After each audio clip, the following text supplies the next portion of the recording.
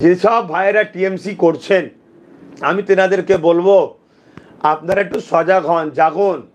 ওপরে বসে দুজন মিলে, দিদি আর ভাইপো দুজন মিলে মুসলমানকে কাটাচ্ছে, মুসলমানকে দিয়ে মুসলমানকে মার্ডার করাচ্ছে, মুসলমানকে মারছে, একজনকে দিয়ে আর একজনকে বোম বন্দুক কেস দিয়ে তাকে ফাঁসিয়ে দিচ্ছে।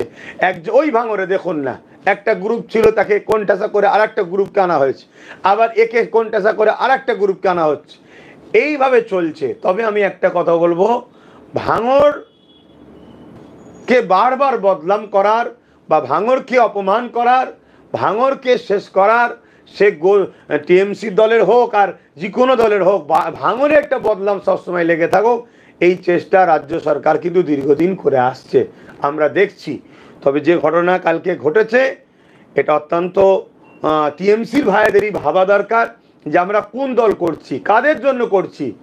আজ আমি হয়তো ঠিক মতো দিতে পারবো না, অন্য কেউ দিতে পারলে তাকে দিয়ে আমাকে মারিয়ে দেবে বা আমাকে সরিয়ে দেবে, বা হয়তো আমি একটু মানে ন্যায়ের পক্ষে সত্যের পক্ষে কথা বলতে যাব, আমার দলেরই যারা চোর লুটপাট করবে তারা আমাকে মেরে দেবে।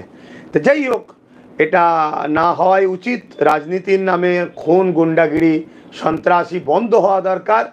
এটা কড়াভাবে প্রশাসন যা আছে তাদেরকে দেখতে হবে, কিন্তু প্রশাসন বন্ধুদেরকে কি বলবো দেখতে, প্রশাসন বন্ধুরাও তো শাসকের চাপে পড়ে হোক আর শাসকের সঙ্গে রাজনীতি করবার শখে হোক, তারাও তো ঠিকভাবে আর আইনকে কাজে লাগাচ্ছে না, এটা দুঃখজনক।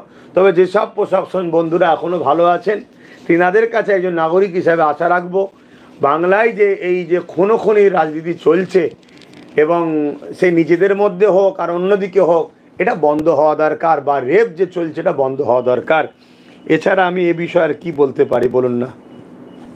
এর একজন প্রশ্ন করছে, কিছুদিন আগে দেখলাম তৃণমূলের মন্ত্রী সিদ্দিকুল্লাহ চৌধুরী তৃণমূলেরই এক গোষ্ঠীর হাতে আক্রান্ত হয়েছে। আক্রান্ত হওয়ার পরে মন্তব্য করছেন যে আমাকে অপমান করা মানে মুসলিম সমাজকে অপমান করা। দেখুন, এটার থেকে বড় বিষয় আর একটা কথা আগে বলি। টিএমসির কথা যখন তুললেন, এই ভাঙরের কথাটাকে টেনে বলছি। টিএমসি গ্রন্থকার মন্ত্রী তো নয়, কাঠ একটা পুতুল। কেন, আমি নিজে আমার পক্ষ থেকে একটা কাগজ জমা দিয়েছিলাম যে একটা দাদা হুজুর পীর কেবলার নামে আপনি যখন মন্ত্রী হয়েছেন একটা লাইব্রেরি করে দেওয়া দরকার। কিন্তু এত মনে পাপ বা নোংরা